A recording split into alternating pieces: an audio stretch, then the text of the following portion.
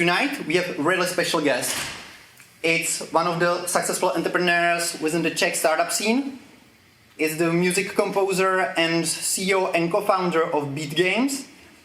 Basically, this studio is behind one of the successful VR game in the history, Beat Saber, which you can try here. And he was selected for the Forbes 30 under 30 in the Czech Republic for 2016. Please give a warm welcome to Jaroslav Beck.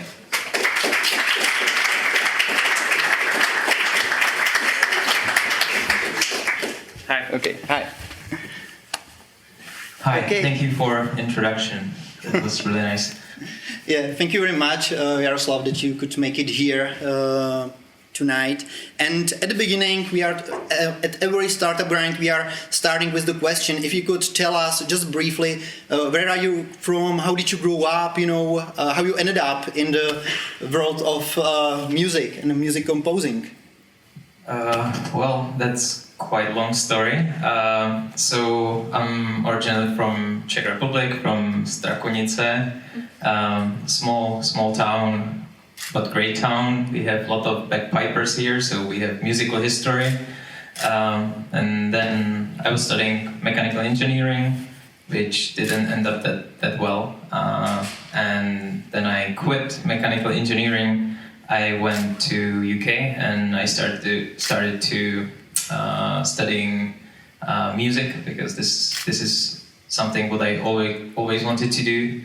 And luckily, I was actually lucky enough that everything worked out surprisingly well. So I was able to start studying in UK, and then I spent 2 years. I did my degree, but most importantly, I learned a lot of things about sound and composing music in general.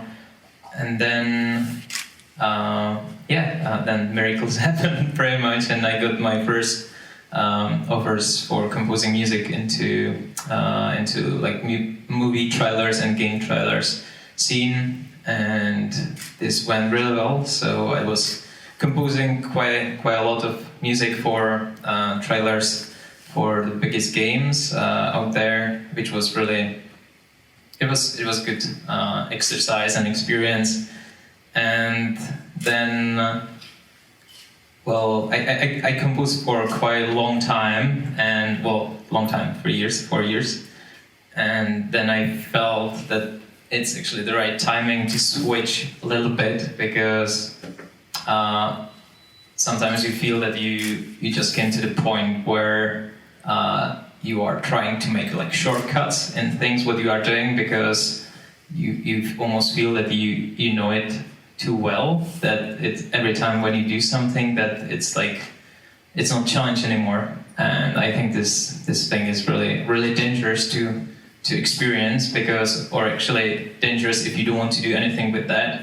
And I started to experience it in making music for those type of trailers, because it was like every time I did it somehow went through, and like people were happy, which is awesome. But then I didn't feel that I'm going somewhere. And at that time, luckily, I find out the Beat Saber and the first teaser. And since then, everything changed, and I think there's no way I can be bored from that, because there's so many things to learn, and it's brand new. It's a brand new journey and pretty much a brand new topic. So yeah, this is what's happened. And what was the trigger, that you decided, okay, I'm not really interested, in these technical things at university, and switch for music? It was like during that time, during your studies, you already composed something, and that was the trigger that you really like it and want to change it. So what was the trigger for it? Well, that's... I always wanted to do something with sound, because I was a DJ before, and so it's not that I'm just like tired making music. That's not true. I was just like when you are doing like trailer music every day, it became like repetitive. It's same like when everybody is doing something like every day. it's just, you know, you stop concentrating and you just simply stop challenging yourself to do next project better than the previous one. Mm-hmm. And when this happened, you really need to switch. And that was the thing. What happened to me?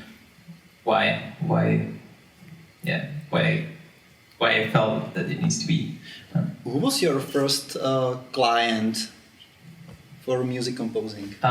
It was like the first trailer I worked on was Battlefield Hardline, so EA Games, but it was through the guy who is called Charles Deanan, and he's like he lives in Los Angeles, and he is like one of the like gods in the music business. He's doing like pretty much, if you've seen commercial for BMW, like the cars and stuff like this, he's like the hero in car sounds. So every car's commercial is what sounds amazing. So they are probably done by him. So he has like very small group of people who are really good in like doing really punchy sound. And when he saw demo reel I worked on, so he somehow find this type of sound in it, even though I don't agree it was good enough. But that was the moment when he texted me if I would like to work on that project, and he actually introduced me in this world of like I don't want to say it like AAA content, like teasers or trailers or soundtracks, but this was the beginning. And from the time you have worked in for different large and really famous customers like EA Games, Blizzard, and others, what do you think that you learned from during that way? What did you learn? What would you say that there are these top like learnings what you got from it? Well, I think it's that thing what I felt that I'm losing, and this is that you really need to push yourself every single time, and I truly mean it. Like it's a huge cliche, but that everything you do, if you start feeling that you are not doing your best, you probably shouldn't do it. And projects for Blizzard, it's all about this. Like they will never prove something what is not good enough. And this was really challenging, and I really like when you can push yourself every time, and everything you do is like a little bit better than the previous project what you worked on. So this is what I learned, that you just need to push yourself, and it's actually, you also learn how to work really effectively, because when you will get project, the last thing what can happen is that you will tell your client that you are not going to make it in time. So this is something what like teach me in a most brutal way that like the deadlines is like there's no way you can break it. And it was actually a good starting experience, because it will like make your moral really like strong in the way that when you set some goal, there is no way that you can't like get to it. You will just like go no matter what, and you will just accomplish that in time no matter what. So like no matter how long you are working or what is it in the way. So that's the thing. And for all of those years, you were like a freelancer. You were working just on your own. So why you decided, to change it and start a company and start some studio? Why? Well, it's interesting, because when you work like by yourself, at some point you will find out that this work is a little bit lonely. You are still working with a lot of people and you are meeting a lot of people, but I actually, because the only time I was employed, it was for Mountfield, and I was building swimming pools. So like it was long time ago, but I always wanted to be in larger team, because I was so inspired by the work what those big companies are doing, because the work what they are doing like teams are always better than what you do by yourself. So the first idea was that when I founded Epic Music Productions, and the reason why it's called Productions is that there is more people who are working under one like building, and they are actually creating music together, even though they will be other freelancers or they will be working on their own projects, but they are under one roof, and it's better to share ideas when you are under one roof. And when I started to work with other people and try to give them like the chance to work, like just record guitars for cinematics for Blizzard, and those guys never did anything before, any big projects, and they are playing in bands, but now they are in the biggest like cinematics from the biggest bands. So it was really like awesome for me just to see how excited they are, and just recall how excited I was when I got the chance to do this.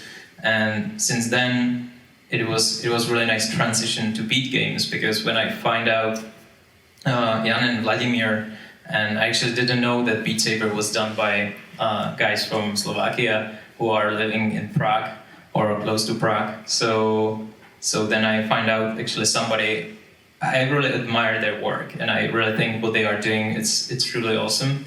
And when you close this small circle, when you have like developers who can do awesome content and the music which is hopefully good enough, so you can create something great. And this was actually that time when the reason why Beat Game actually exists is that I really felt that little circle just like clipped together, and I really tried to convince those guys that we really need to form this company, because I think that we can create great things together. And I think that this is something important what you mentioned during your years, at the first company, the Epic Music, that you started to work with other people. You should learn really quickly how to lead them, how to do many other things. So how was your first year of running the company? What you learned from the first year? Well, a lot of things.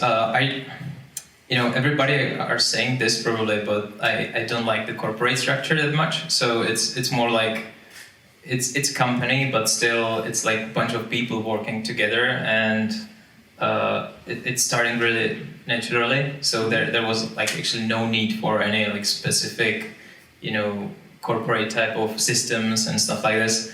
But so I really like spoke with my friends and asked them, how they feel about this work, if they would like to do something else, or just try to like feel from their perspective how they like see their work, or when I ask them to do something. So first I ask myself how I would feel if somebody like me would ask myself to do this. So this is only like measurement for me to find out if this is good or bad or stuff like this, and it always worked out well. But right now I'm finding out that when the team is like scaling up and the work is like really intensive, and there's a lot of opportunities, so that even like team needs to scale up, and there have to be like some processes in the way how just to try to save ourselves and not die. So I'm still learning in this, but I actually feel that this is the path where I should go, and I actually feel very comfortable with. So yeah, it's a lot of people are actually asking me how you can become like from composer to somebody who is like leading something. Some business owner. Well, yeah, maybe, but it's kind of weird, but for me it feels really natural, because I never was like 100% artist. Mm-hmm. I was like on both sides a little bit, so now it's like switched a little bit more, because I'm not making that many music, unfortunately, even though I would like to. But yeah, it's switching, and it's refreshing. And from your times at Beat Games, have you started with some investor, or how you get the money, to start it for the development, and for all other things? Well, Beat Saber, it is really specific thing because those guys they work on the game in their free time, and just because they are such awesome developers, so they actually didn't need any resources for that. They were just like doing it because they wanted to, and they actually stopped working on Beat Saber for quite some time, and then luckily they came back to it. And I personally, when I find out that Beat Saber is happening, and I actually thought that Beat Saber is done by some AAA company. When I saw it the first time on Facebook and news feed, and I saw this, and I was like, wow, that's amazing. But the only thing what was missing was the music, because the visuals and the direction in the VR, what I see, it was. I was actually really skeptical about VR before I seen Beat Saber, and at that moment when I've seen that little teaser, I actually start feeling that VR is on the good path to become a mainstream platform. So, and that's the reason why I contacted them, because, yeah. So then I just offered them that I will make a soundtrack for it, because I felt that this was the only part what was missing. And we didn't spoke much about cost and stuff like this, but we make some deal, and I actually didn't want any money for the soundtrack. So we did some deal, and then the game was pretty much free. It was just our time. And regarding the investment, we had people who were really interested to give us an investment, but and we already had discussions and stuff like this, and those guys were absolutely amazing. And what we did was that I actually thought that the game will be really successful, and we spoke with guys about it, and we decided that we won't take any investment at all. But I told them that we probably would need somebody who is really experienced in VR, what we want, or what we are not experienced in VR, because this is our first true VR project. So we made from those guys our advisors. So, and this was really good move, I guess. So, yeah. The Beat Saber, when you started to develop Beat Saber, it was, or the guys with you, it was 2 years ago?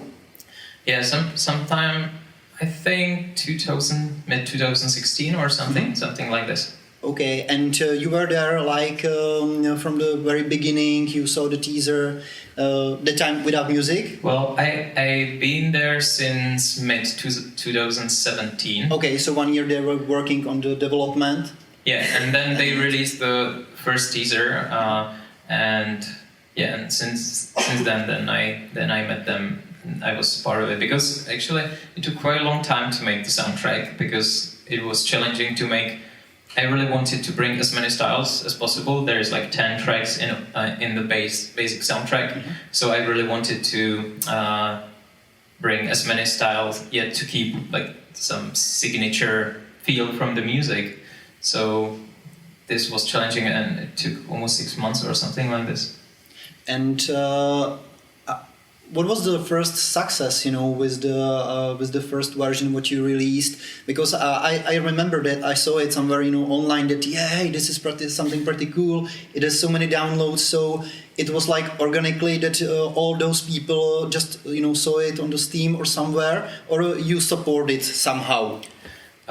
So how this happened? It's the whole Beat Saber thing is completely organic viral, and this is what helped us in a big way, and what I think helped industry in a big way as well. That actually Beat Saber is one of the first, if not the first, VR game what became truly organically viral, mm-hmm. and people started to buy headsets because of this game. So it started, I think, in January this year when we released with Jan, or actually Jan put it on his Twitter, the first teaser with my music in, and I just sent him the music, which was like the final, and I wanted to see what he can do with it, and he didn't mention anything, but he just like said that he's excited about the thing, what he did. He was creating the beat maps with those cubes, and he made 30 seconds long video. He put it on Twitter, and it instantly went viral, and I think it had like 18,000 likes, and half of it was shares on Twitter, even though he had like 1,000 followers at that point. So it was quite unexpected, and it brought a lot of panic into our team because the game wasn't finished yet. And since then we were rushing because we knew that we need to release this game as soon as possible, so we announced that we will release it in May, so May 1st, great date. And so we did it, and actually we have here our head of marketing, and she can confirm that we are not spending any money for like PR or anything like this. It's like truly organic. So within this last 10 or 11 months, how many people do you have within your team? So we started 3, and we are, I think, 7 right now. But our core team, it's 5 people, and other 2 are like external advisors or somebody who's just like helping us on when we need something. Mm-hmm. Until the first release, the official release of the game, you still didn't have any investor. You just self-funded all your work, your time. Well, we still don't have any investors, and we are really careful about that because I don't know if we will have any in the future, but right now we actually really doesn't need them, mm-hmm. and it's a good place to be, I guess. Because you don't need to be stressed that somebody would like to force you to spend all your time on features that will make you most money. Mm-hmm. So we can make decisions what are truly beneficial for the game itself. And this is the most important thing, because then when you start working on something and you know that you are doing it just to raise money or just make a lot of money, it somehow doesn't work, or you stop believing in the thing. And the good thing about Beat Saber is that I truly believe that this game can push boundaries in VR in general and bring a lot of excitement from public who probably never heard or probably heard about VR but never tried at least. So therefore it's really important to not focus on be a money machine, but more focus on the quality and be sure that people who will try the VR for the very first time will have the very best possible experience. They won't become sick or something like this. And are you right now fully focused only on Beat Saber, or you are working on some different games or different products as well? Well, I'm fully focused on Beat Saber because when you have the game what became so successful, there is really no time for anything else. I have in my head a lot of things what I would like to do, but I need to be sure first that we finish the game in the best possible way, that everything is working, and then that the infrastructure is built, and then I can start working on other things. But I also think, and what I learned is that when you are doing more things at once, you will probably do those things in a good way, but it's really important to have a sharp focus on just one thing, because you can make it awesome, and good is not good enough. Have you thinking about some maybe partnering, with because what is your business model? You are selling the game, and as well you are selling the hardware to it, and all of it in one package, or you have some partners, with whom you are cooperating? So we are selling the game on Steam. We release Beat Saber on PlayStation. We are on Oculus as well. So we are selling game online. We are also in arcades, so on the location around the world, so people can play the game. We are not selling hardware because we simply don't have time for that. But we need to be sure that the software, just the game itself, is the main thing. And what about some, cooperation and expansion to, outside of the Europe? Because you were quite a lot, in the US. I saw some news, about the special, simulator in China. So, what are your right now your priorities, in terms of development? So we are mostly known in US. Europe is actually really small part of our expansion, if I can say that. It's actually more than half people who bought Beat Saber are in US. And regarding the machines you mentioned, this is part of our LBE business, like arcades. So we are not doing them or making them by ourselves. These are our partners from Korea and from US, and they are building the machines for us. Because of course we don't have any experience with that, and have our own arcade machine is bloody amazing. So we need to be sure that that this is done right. So therefore we partnered with other partners, but they contacted us first. So that's the reason why there are actually branded arcade machines now around the world, and this is increasing as well. Are there any other right now, some cooperations with these kind of, co-partners? What we can see in the near future? What partners you mean? I mean, like in terms that in China you have a partner who is, building the arcades and this kind of other. Well, there is quite a lot of arcades owners or like companies where we did like some partnership. I think it's definitely more than 20 or 30 right now. And regarding China, this is interesting topic, but I'm not sure if I can mention anything right now. China is interesting. And what is your goal there? What is your vision about China? Well, I think China is the place what can also affect the way how VR will be seen in the future. They are investing a lot of money into VR right now.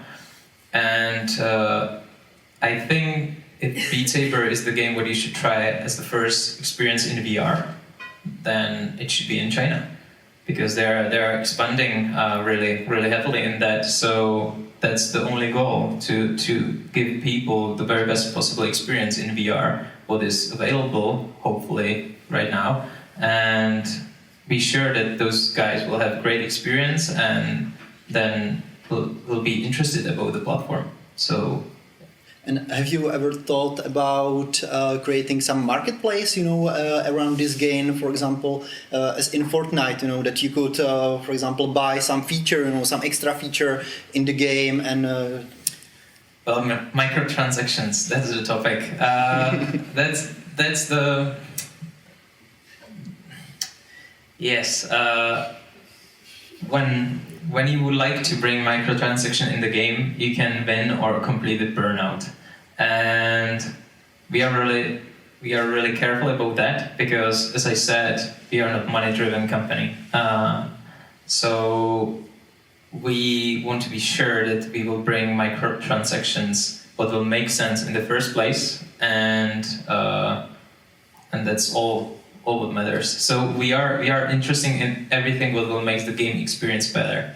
So, but the thing is that even though game transactions will be great at some point, even like to have like new swords and stuff like this is something what people really want, but it's not the priority. We need to be sure that the game is running as smooth as possible on as many devices where it makes sense, and then can be everything else. You mentioned that many of the players and customers are from the US right now. So do you have any special strategy towards US, how to promote the game within the communities, in the VR world, in some exhibitions? What is your strategy for this market? Our strategy is that we have no strategy. Well, but the director. Misha, you should be here. No, I think when you have a good product and you are supporting it in the best way in terms of like a development, so the PR is done pretty much by itself. And as I said, we didn't spend anything for PR, and actually even PlayStation and Oculus and Steam, they are investing their money to promote the game. And just like week ago, there was PewDiePie, who is the biggest YouTuber on the planet. He was streaming the whole video was about Beat Saber. We never contacted him, or I'm not aware of that. Did we? We did? Yeah, but like 6 months ago. Okay. It was just like a long shot and nothing happened because it's like he doesn't read any emails or something. Okay. Well, just a try. So he did. Anyway, thank you. You didn't know it? I didn't know that. But anyway, he did the video and it was really well received, and it has more views than his normal videos, and that's the organic virality, what is like continuing to do the progress, and we are really lucky that we have something like this, what is really easy to promote in the way that people actually sharing the promotion by themselves, and so you really don't need to have any specific strategy. Our strategy is to make the game the best experience, and then it will be shared by itself. Mm-hmm. And I know that before the Fireside, you mentioned that not all of your people from your team are in the Czech Republic, that anyone else from your team is in the US. Is the business guy, or what is your structure? Like, you have all development here, but different kind of salesman? Well, so our team was built in the way that the development team, Jan and Vlado, are here in Prague. All the base of the team is here, and I was in LA as the composer and guy who is taking care about the music and music content, because there all of the major labels are in Los Angeles, and most of the artists are in Los Angeles as well. So it was a good strategic place to make all the deals with them and prepare the future cooperation with those major labels. And now I return back to Prague because I want to be with team, because texting on Slack or call on Skype, it's good for a few weeks, but definitely not for long term. So I relocated back to Prague, and our next member, Chena, she is taking care about local-based entertainment, and she is located in Los Angeles. So like most of the teams now in Prague, and one member is in Los Angeles. But I will be I'm going to Los Angeles next week, so I will be flying like crazy now. And are you using within your team some special project management tool or method, or you are not? Well, we are a really punk company. We were actually using quite a long time Facebook Messenger. Then Misha told us that we probably should switch to Slack.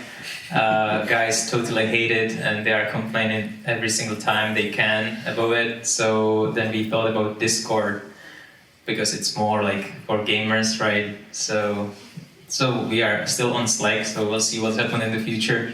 But we really doesn't have anything special. We are still calling through Facebook Messenger. We are pretty newbies in this. So it's more really about that you believe all the people within your team, that they are fully responsible, for their part in the project, but believe that once you'll start maybe growing. I don't know. What about your thoughts about this team? You think that as the game and the project is becoming larger and larger, you definitely will grow, in the terms of people and other parts of your business. So, what are your thoughts to the future?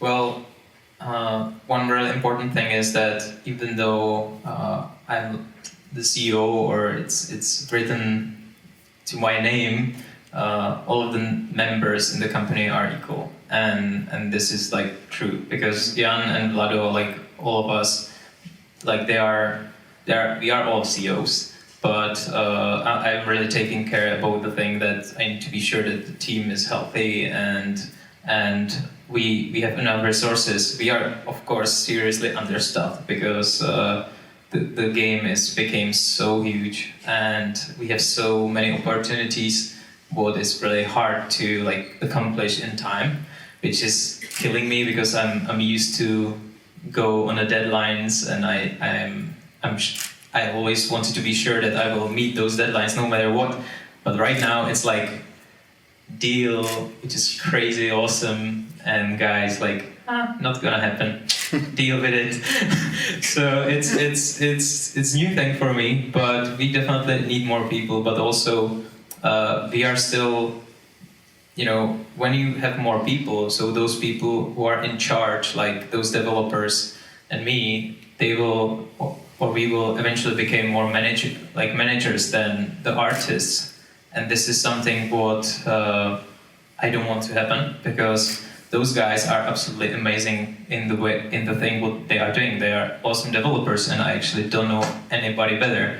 So I know when we will bring a lot of people in, those guys will be managers, and they probably won't be that great managers like they are developers. So we need to find out the system of the company, how those guys still can be like the main keys in creating the game. And right now we were finishing the PlayStation version, and it makes sense to keep it how it is, even though it's super stressful and the pressure is insanely high.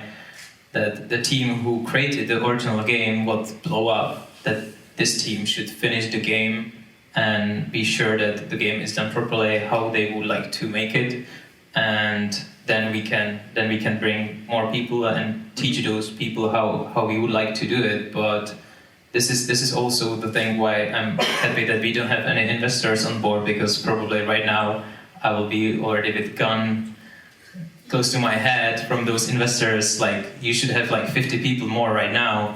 How the hell you don't have it? Mm-hmm. But I'm really sure that they wouldn't see that we actually are finishing the game in the best possible way, what we probably wouldn't finish with even 50 more people, because we would need to teach those people how to do those things, and then we will probably oversee, or we would never finish anything in the best possible way, just because we will be so focused on managing those guys. So that's hard, and I still don't know if the strategy what we chose is the best one. This will be shown by time, but I think it's just important to finish the game with the people who actually created the game. And right now you already have some revenue stream. So are you already in the black numbers, or how long do you think it will take? Well, the game was paid, or all the expenses we had and all the man hours. If you put this into numbers, it was paid in few hours after we launched it in the May. So we are not in black numbers anymore. Actually, yeah. So that's the reason why I said that we are not a money-driven company, because we really are not struggling. But it's actually good freedom, to have money. It's nice, but it's not everything. It will just give you freedom that you can lose the pressure that you need to make the product to make the money.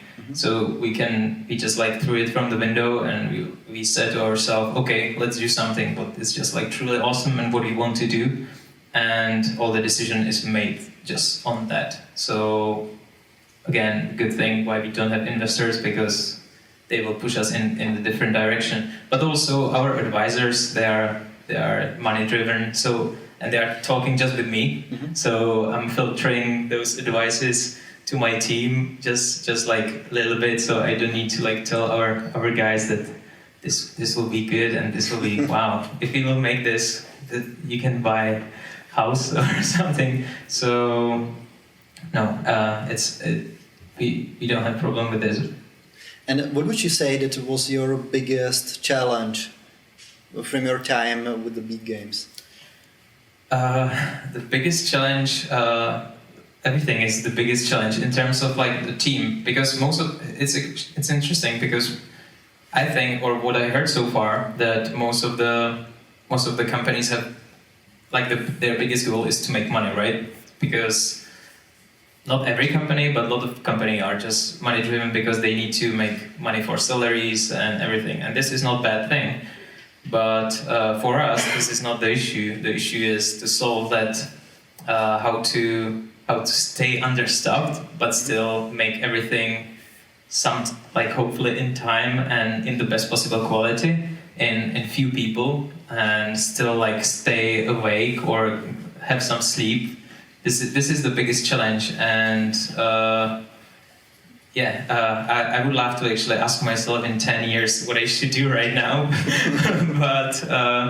but I feel we are going in the right direction. So. And is this your like long-term strategy to keep it that way, understaffed and high quality, and because definitely there should be some in the long term. No, definitely not. We definitely need more people, but we need to keep it that way till the game will be finished, which is almost done. And actually, PlayStation version is almost finished, or like the game should be like 1.0. So. Now is the peak when we should bring more people, in, but also guys need to be happy with those guys, which is extra challenge because they are bloody damn good. But yeah, we will definitely grow a little bit, but we probably won't be like any. I don't want to make this company like Blizzard or anything like this. This is not the point.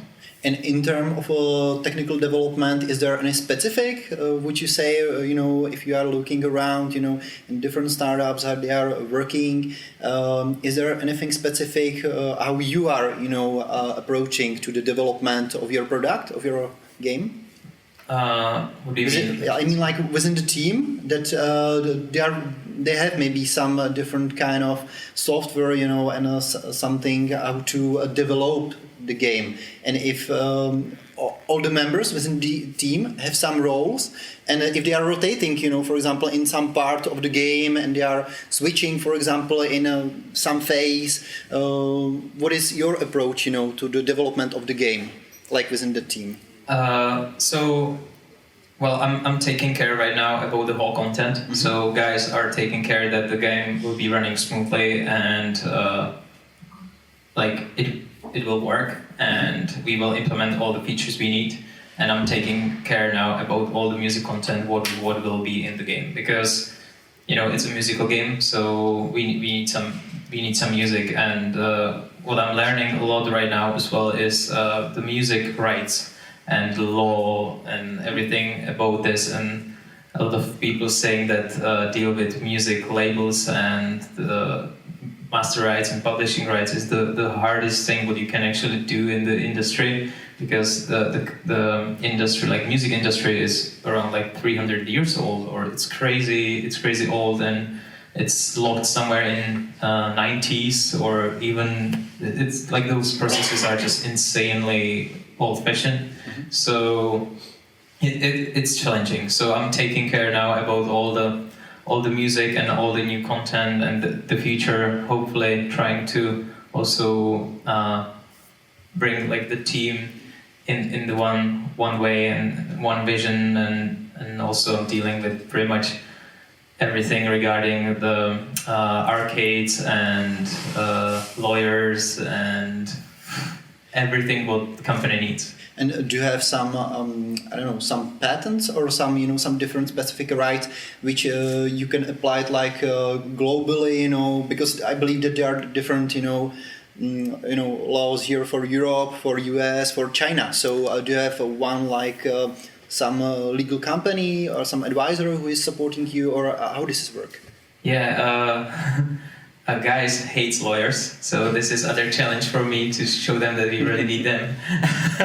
Even though we don't have problem with laws or something like this, but regarding patents, if you want to protect something what you are doing, what is important, because there's a lot of patent trolls around there who are just trying crazy things. So we do have a law firm in the US, and they are helping us a lot. We have some people here in Czech Republic as well, and just patents. Oh my God! If I would have chance, I will cancel them immediately because I really think that they are slowing down the evolution. But yeah, doing patents, it's hard, and you have to have patent for US, Europe, Asia, which is specific thing. So yeah, we are learning that as well. But of course, you need specific people for Asia, especially just translations. If they send you the list in Japanese, just are you sure this is correct? Of course, it looks great. A lot of great pictures. Sounds good. So, and trademarks and things like this. This is also brand new thing, and you need help with that. And what is your vision with beat games in the next 5 or 10 years? Well, I think. Well, we are a company who are doing a game connected with music, and I really hope that what we achieve with Beat Saber will be that we will show people how to experience music in a brand new way. Because if you are in virtual reality and you are listening to music and actually physically experiencing the music, it's the most intense way how you can actually experience music. Because if you're on a gig, that's great, and you are dancing and stuff like this, but in Beat Saber you have to be absolutely concentrated on the music and the rhythm, and because you are locked in VR, you have no other distractions. Mm-hmm.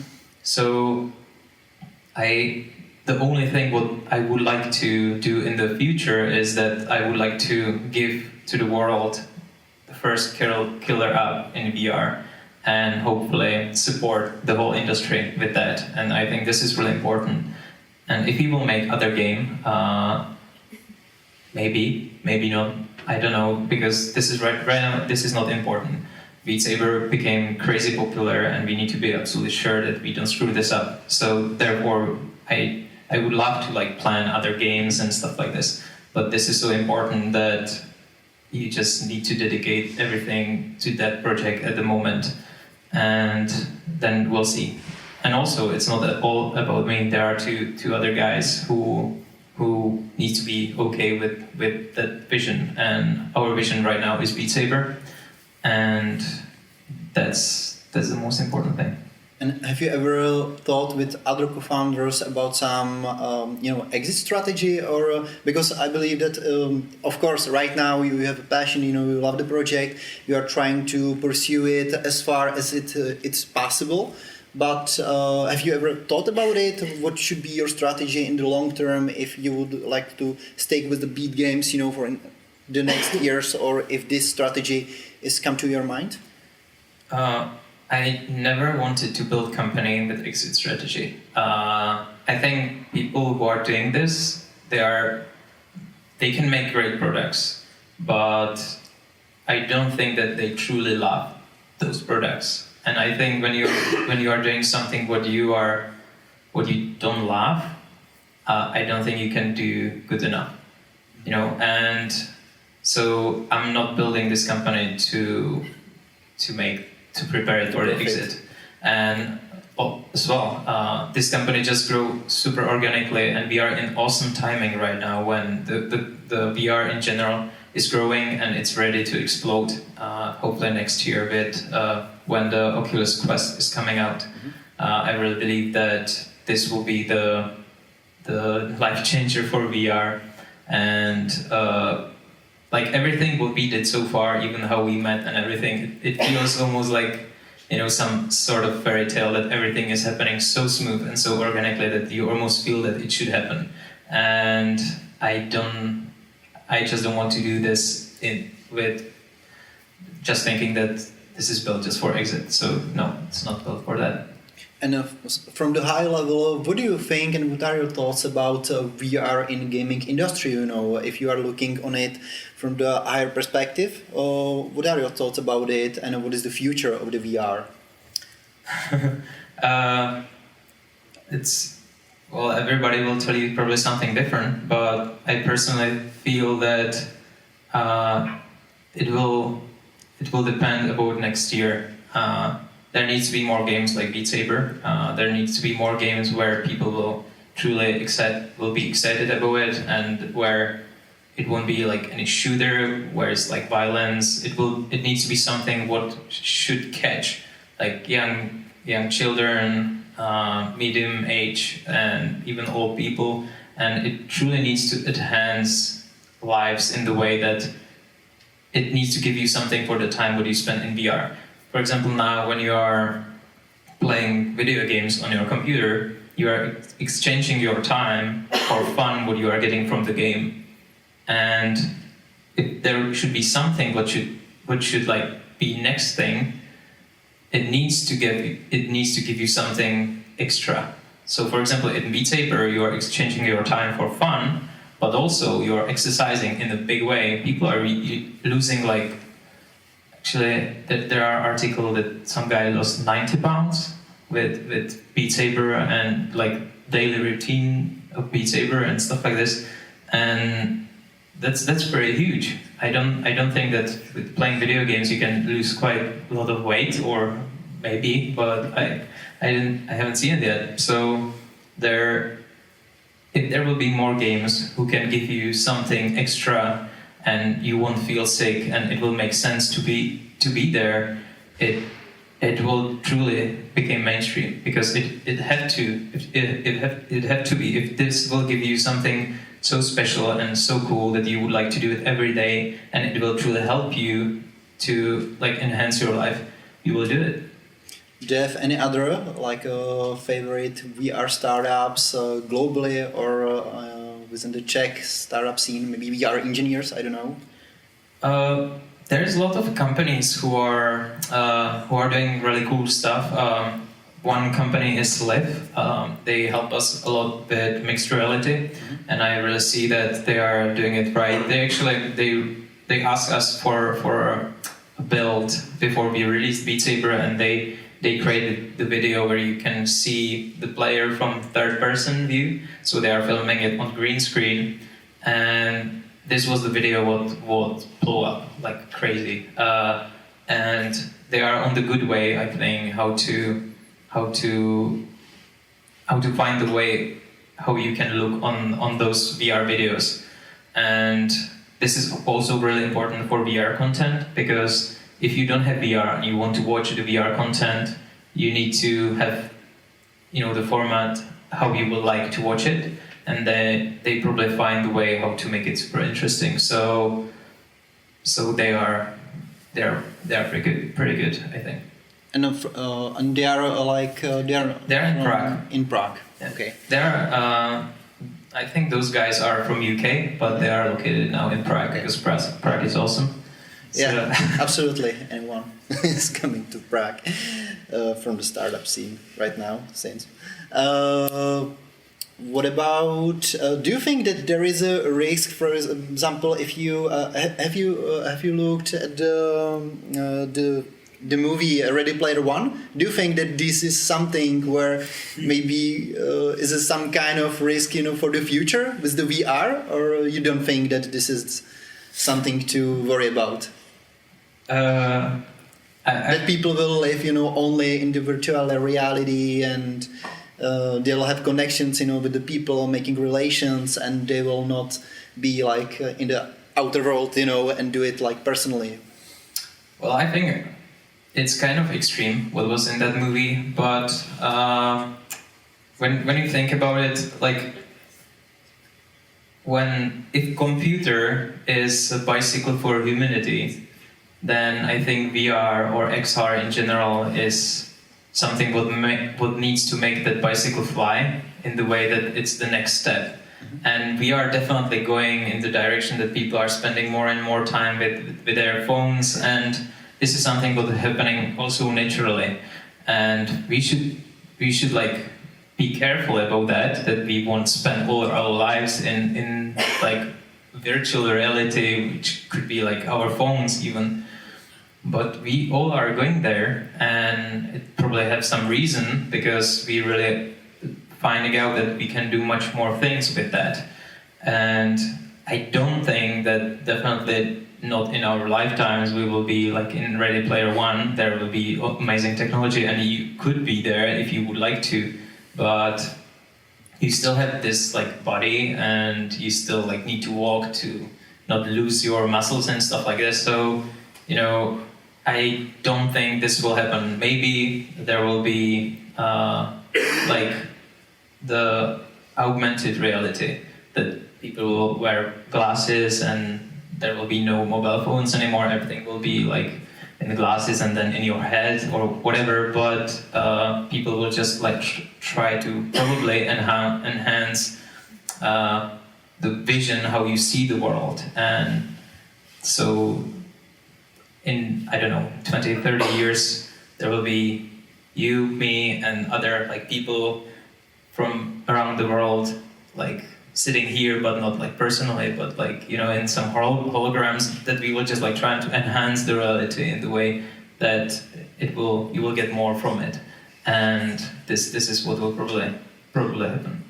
Do you think that in the future will be important to educate, you know, people, and especially, you know, the children, you know, since they are, you know, coming to all of these new technologies, you know, as early as they can, to just, you know, educate them, maybe how to use them, and show them in what ways it's good, you know, to use these technologies.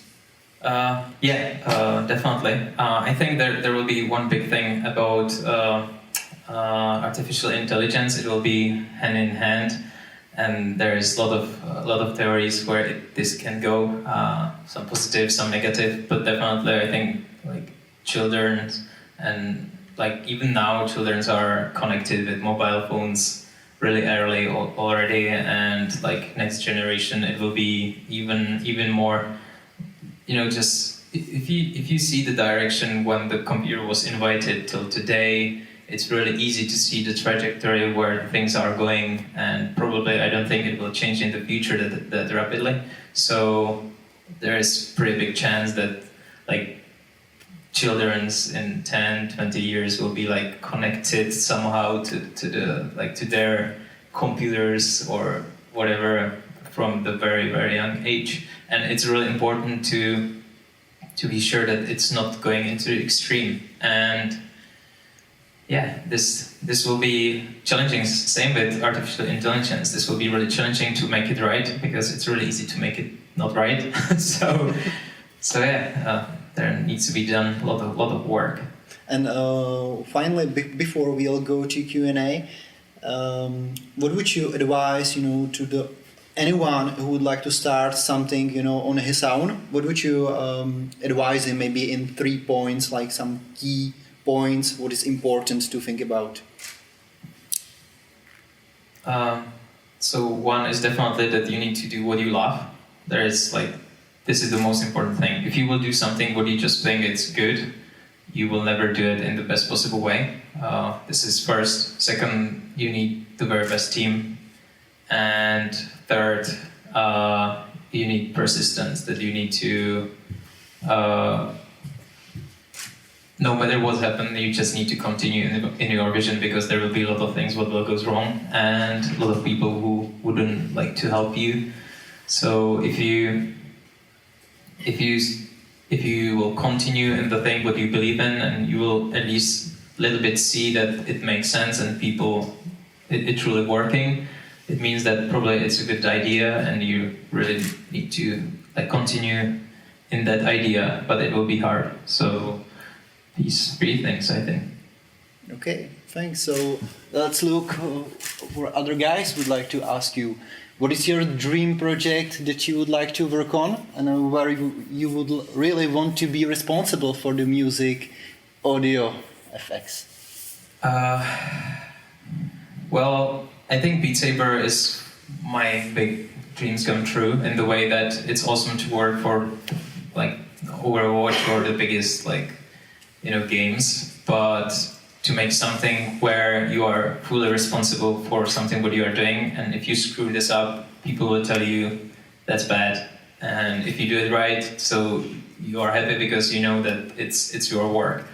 So just this thing, it's something that I always wanted to do, and I wanted to do even more after I work on those big projects. So right now I actually can't tell any, even it will be for White House or something. I don't know, the biggest project on the planet. It's not that important. It's really something that you can work on something truly yours. So yeah, Beat Saber, it's in good direction in that. And do people in the different parts of the world prefer different sounds? Interesting questions. The Chinese don't like the smell of fragrance or brand new cars, but Westerns do. This is also interesting because we are now really connected to Asia, and there is a lot of people in gaming in Asia, and they definitely have different tastes. And for me, it's brand new because they are, they have a lot of anime and things like this, and a lot of cheesy type of things which are amazing. They definitely have different tastes, and the content for Beat Saber, they definitely want more K-pop or J-pop in the game because this is something really close to them. US guys, they really like the electronic music, and Europe, they also like electronic music, but I think that the US they like it little more combined with pop, and Europe a little more aggressive. It's interesting, but definitely there are different tastes in the music, and what I love about it is that when you combine everything together, something really interesting happens. So and Beat Saber is actually all about it because there are Asian inspiration, and it works in US as well. There's the perfect match of all those cultures because it can be played by everybody and everybody are enjoying it. So, yeah. Okay. Now, what is the biggest challenges to mass adoption of VR right now? Content. I think the hardware is next year. We will get the hardware what should be mainstream, and the only thing what will decide if this will truly get mainstream will be the content. And if we will have more games, what will be truly what will be truly hits, then it will become mainstream. So the content, it's all about it. Do you think that VR will adapt in different industries? For example, in banking, and all other parts, or what do you think? It definitely. Retail. Yeah. I think it will definitely be or it's already in design and designing new things. This is the perfect spot. I don't know if this will be in banking. I actually thought a long time ago about open offices that people actually can close themselves into the VR, but oh my god, I really don't want to make this happen because this will look so bad. You will be locked in your world and you don't need to care what is around you. But there's the Ready Player One. Yeah, but where is the point to then be in the room with other people? So you will just lose the connections and stuff like this. Even though now the social networking will be happening in VR really heavily, but yeah, there is a lot of implementation. But I think also the biggest problem what a lot of developers are trying to do, and I think it's a mistake, is that they are trying to put VR to everything. And VR truly, as every platform like AR, it should be just you should really use the advantages of the VR and make the content from those advantages, and then you will get something truly great. So I don't think the banking will be the best place for VR. Maybe yes, but I don't think so. Okay. Are you interested in investing to VR startups? Yeah, this is definitely something interesting. If you have ever thought, about acquiring or investing. Yes, I think it's important to support good projects. So we are actually thinking about one right now, and just because we were lucky, we should, in my opinion, to give something back and support other companies who are doing great things in our opinion. So yeah, we are definitely interested. What is doing that one which you are thinking about acquiring it? The startup, as you mentioned. Well, I don't want to share it right now because we didn't announce anything about this yet. But yeah, it's involved in PR.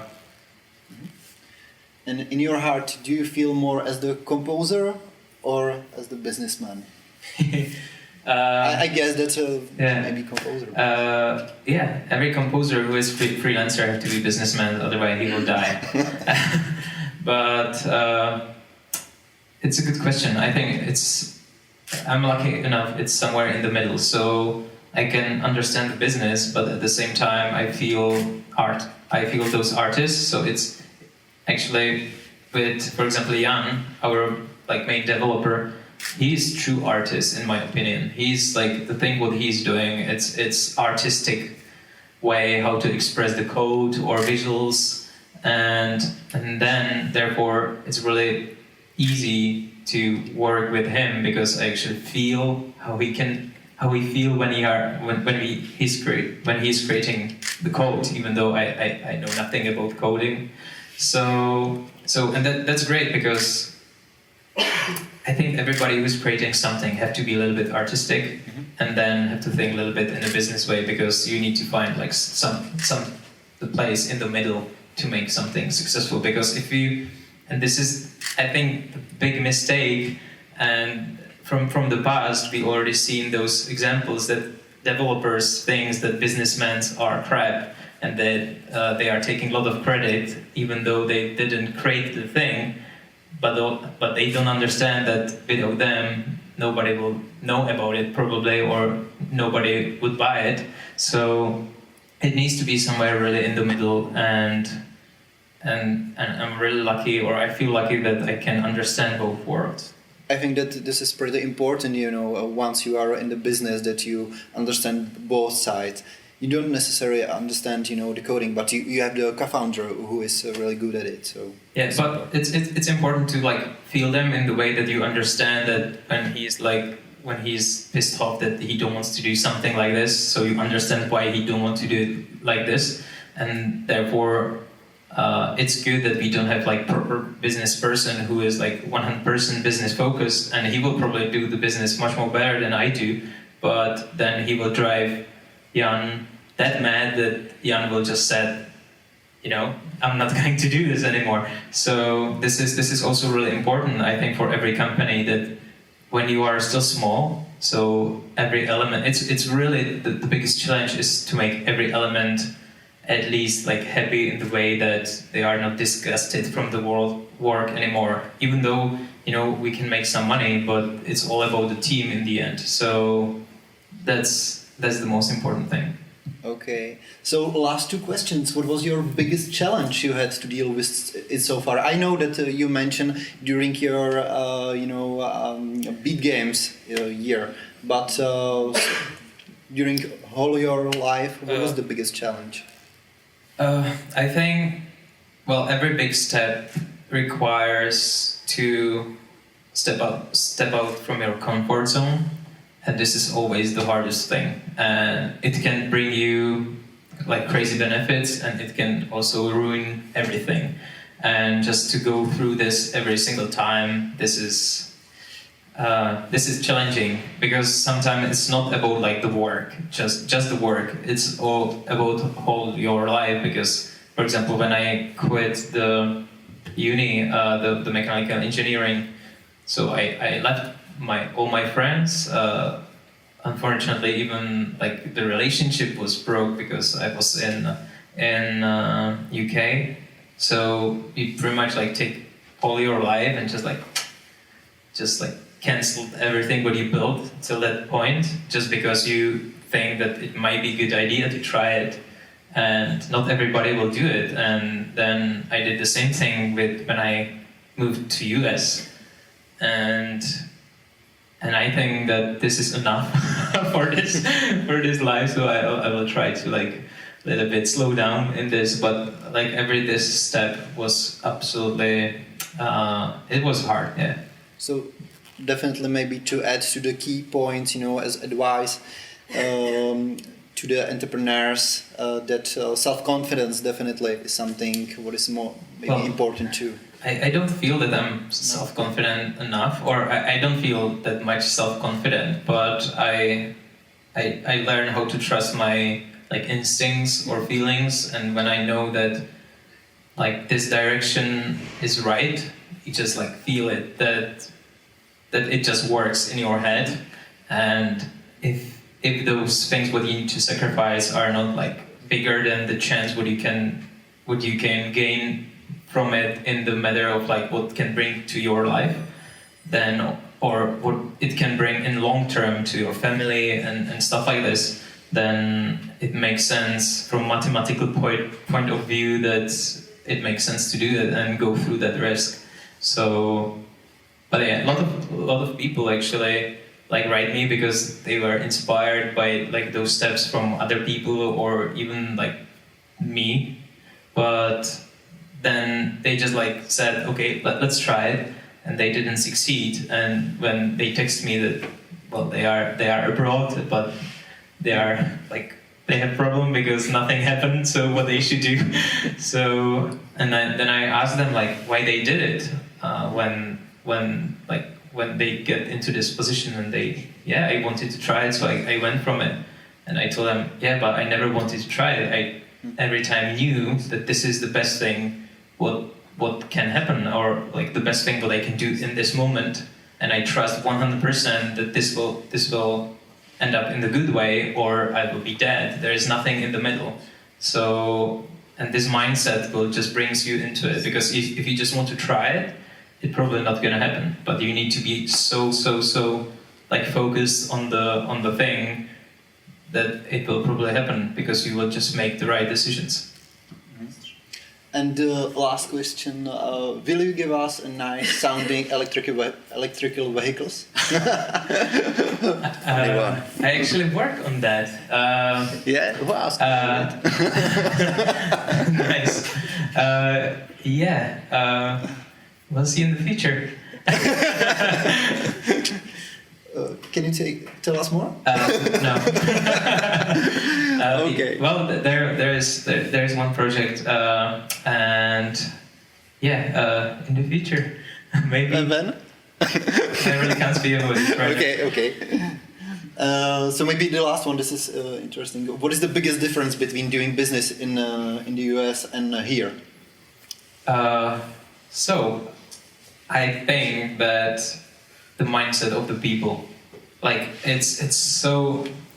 Well, I came here. I'm now official, the guy who lives in Prague, and it's really like the mindset of people when I'm talking to people in like a pub or everywhere. It's very very different from people who lives, for example, in Los Angeles. And Los Angeles is like the complete extreme. There's like most of the people there are so motivated and so passionate about things what they are doing, and they are willing to stay in work like 24/7 or 48 hours immediately without like complaining or asking why they should be there, because it's just different mindset. And actually what's also different is that they really wish you success. Like most of the people I spoke with, if